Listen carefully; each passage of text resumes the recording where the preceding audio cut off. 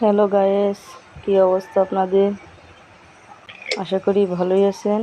যে যেখানে আছেন আমি আল্লাহর রহমতে ভালোই আছি।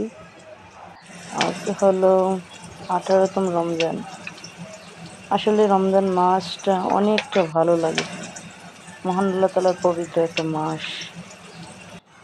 এই মাসে যে কোনো কাজই করো, যেমন খাওয়া থেকে বিরত থাকা, আমরা সারাদিন কত কাজ করি তাও ক্লান্তি লাগে না, অনেকটা ভালোই লাগে। মনে হয় যে সারা বছর আমরা তো মনে হইতেছে যে রমজানটা কখন যাবে। যারা কবরে আছে তারা তো ভাবতেছে আল্লাহ সারা বছর রমজান থাকতো, সারা বছর রমজান থাকতো, রমজান না না যাইতো, রমজান থাকতো।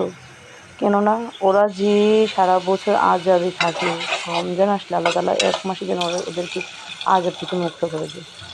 এই জন্য ওরা রমজানকে এত খুশি হয় বলার ভয়। আর আমরা মুসলমানরা যারা রোজা রাখি তো ভালো, আর যারা রোজা না রাখি ওরা তো বিধর্মীদের মতনই খাইতেছে ফিরতেছে, শুধু ঈদ উপলক্ষে আনন্দ ভোগ করতেছে, আর কিচ্ছুই না। আসলে আমি এই যে জাম আলু আনছিল, জাম আলু দিয়ে শোল মাছ না টাকি মাছ, যে যেই চিনেন, এগুলো দিয়ে একটু পাক করলাম। মূলত এই জাম আলু সিদ্ধ দিয়ে তারপরে এভাবে তরকারি একটু পাক করে নিলাম। কইছে হিরিতে খাবো, ওই জন্য অল্প অল্প করে তরকারি রান্না করি, নাহলে তরকারি থাকে ওরে তরকারি খাওয়া হয় না। অল্প করে টমেটো দিয়ে দিলাম।